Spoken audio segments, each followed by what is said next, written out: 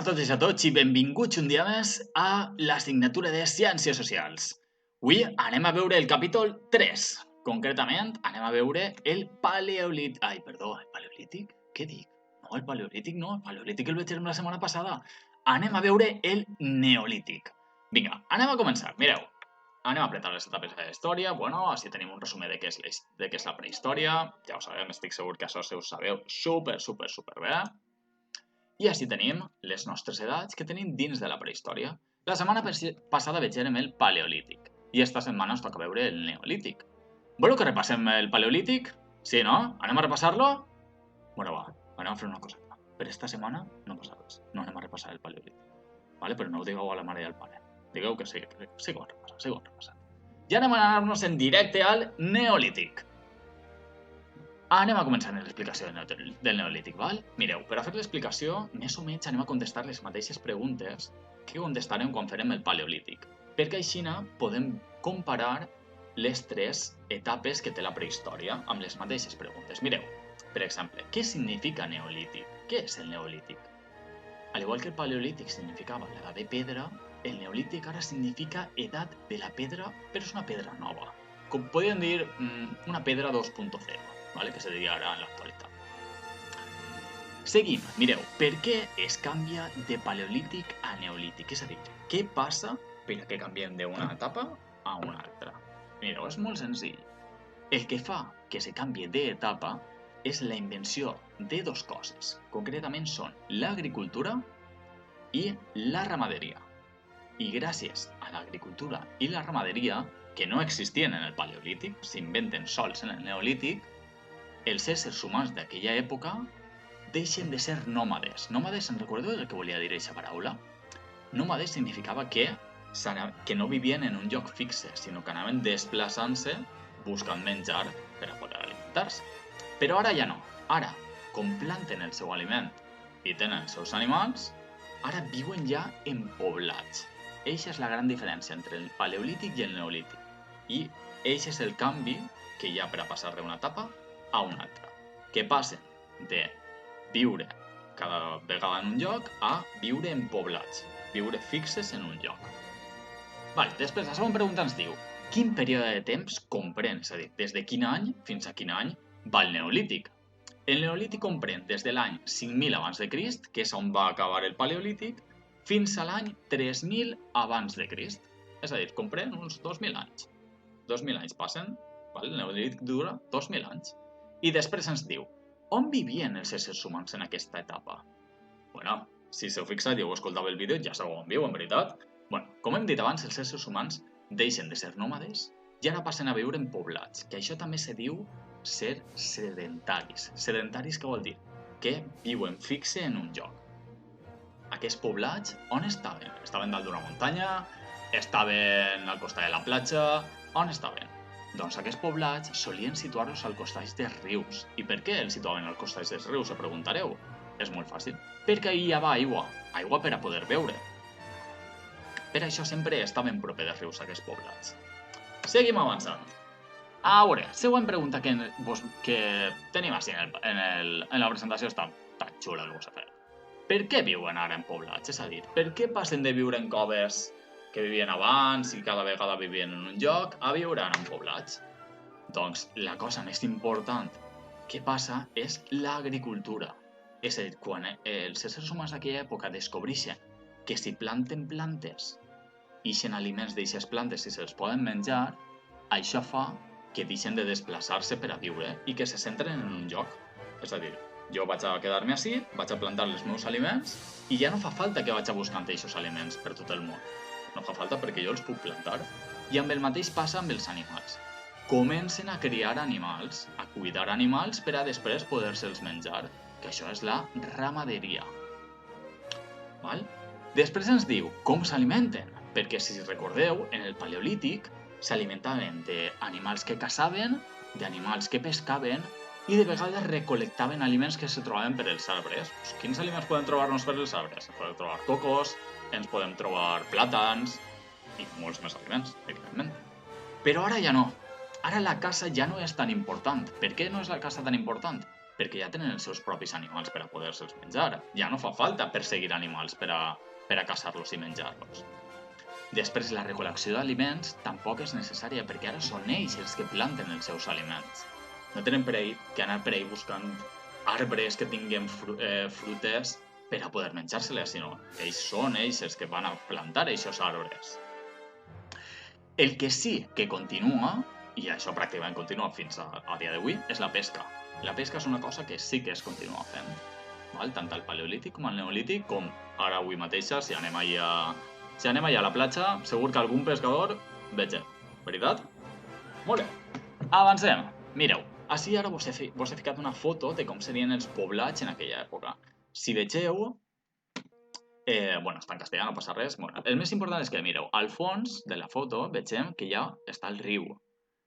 Després ja vegem allí, un poc més cap avant, que tenim allí blat, vale, plantat, tenim un altre home que està treballant la terra. Després, un poc més per avant, tenim les ovelletes, que és el ramat. Vale? I després tenim aquestes cases. Vegeu les cases? Vale? Això és perquè una vegada s'estableixen en poblats ja comencen a construir-se a casa per a poder resguardar-se sobretot quan plou. Veritat? Perquè a ningú li agrada estar dormint i que ploga i banyar-nos tots. Perquè no té que ser molt còmode, segur que no. Això seria un exemple de poblat del neolític. Continuem avançant, mireu. En el paleolític veurem que els éssers humans d'aquella etapa feien ferramentes de pedra i d'ossos. I mireu, en aquesta etapa anem a continuar fent ferramentes de pedra i d'ossos, encara que fiqui paleolític ahir m'enganya. Ahir hauria de ficar neolític, no se preocupi. En el neolític, les ferramentes van a continuar sent d'ossos i de pedra, però van a ser més sofisticades. Què vol dir aquesta paraula, sofisticades? Això què vol dir? Això vol dir que són més modernes, com si digueren que les hem actualitzat. Vale? Ara ja no són tan rústiques, tan rudimentàries, i ara ja són un poc més... ja estan més xules. Mireu, ahir jo vos he deixat els exemples, vale? Ahir tindríem un ganivet, pareix un ganivet, veritat? En la foto aquesta que és de color roget, pareix un ganivet, i ja vegeu que té forma de ganivet, que sí? I després, a l'altre costat, tenim allà una pedra damunt d'una altra que és més gran, i ahir tenim unes semilletes de blat. I aquesta pedra què és? Això és un molí. És un molí en el qual agafem la pedra, aplastem el blat i eixa polseta blanqueta, que després es gastaven per a fer pa. Això serien les ferramentes que, com si diguem, s'han perfeccionat en el neolític. Després, quins invents hi hagueren en aquesta època? Perquè, clar, quan passem d'una època a una altra se solen inventar coses noves. Així m'he tornat a enganyar, He tornat a ficar paleolític i tindria que ficar neolític. Bueno, perdoneu, ja sabeu que de vegades jo també m'enganya. I mireu, sobretot, a part dels invents de l'agricultura i la ramaderia, una de les coses principals que se van inventar és la roba. I vos he ficat dos imatges per a que vegeu la diferència. En la imatge que hi ha un maniquí, o que pareix que hi ha una persona així de color blanquet, vegeu que la roba està així molt trencada. Bàsicament, això és la roba que tindrien en el paleolític. És a dir, la roba del paleolític bàsicament eren pells dels animals que agafaven i se les ficaven per damunt conforme podien. Però en el neolític la cosa canvia. En el neolític, si se fixeu en la foto que tenim al costat, la roba ja va tinguent una forma. Vale? La roba ja se va creant, creem camiseta, creem pantaló, creem un vestit, vale? Ja se va tinguent un poc més de forma, ja va tinguent un poc més de forma de roba, no és una pell d'un animal, l'agarre, me la fique per damunt i ja està. Vale? Seguim. I ja, per últim, ens queda per veure del neolític. Ostres, Víctor, com t'has equivocat en això del paleolític, Què fallo? Jo espero que me perdoneu, No m'havia fixat i ara que m'estic fixant, però bueno, no passa res. Mireu, l'art, si se'n recordeu del paleolític, en el paleolític sobretot eren pintures que trobaven dins de les coves. I què pintaven? Se'n recordeu? Pintaven pintures d'animals i pintures d'escenes de caça. En el neolític la cosa canvia. Segueixen havent pintures, és a dir, segueixen pintant, també segueixen pintant en coves, però així el més important és que apareixen les primeres escultures. Sabeu el que és una escultura? Una escultura és una imatge que està feta de pedra. ¿vale? I sobretot apareixen les primeres escultures i figures, perquè mireu, en la primera foto, allà que tenim unes pedres que estan ficades així en forma de com si fos un quadrat o un rectangle, això se diuen dolmens, i és una escultura. Esta escultura concretament és molt famosa, està en, si no m'equivoco, es diu Stonehenge, que està en Irlanda o en Anglaterra. Ara no ho sé, tindria que buscar-ho. Però bueno, si voleu buscar-ho vosaltres també, perfecte. I després, a l'altre costat tenim una escultura que pareix que sigui una dona, veritat. Este és un gran pas en l'art d'aquesta època. Per tant, així ja hem acabat en el Neolític. Per tant, què és el que tenim que fer? Quina és la feina que tenim que fer per esta setmana? És molt senzill, mireu. Primer que res, igual que hem fet en el Paleolític, en el Neolític anem a copiar totes les preguntes amb les següents respostes. Esta vegada crec que és un peliu més curtet. Quan arribem a la pregunta de com s'alimentaven, després d'aquesta pregunta hem de fer un dibuix o una imatge d'un poblat neolític. Mireu, podeu agafar... A veure que torno darrere... Un momentet, ja estic. Podem agafar esta imatge, imprimir-la i pegar-la, i si no agafem aquesta imatge podem intentar dibuixar-la. Què és el més important que hauríem de dibuixar? Hauríem de dibuixar alguna caseta que estiguera al costat del riu, algun animalet com si fos el ramat i després algun arbre que estigui plantat o podem dibuixar el blat també. Seria una de les formes.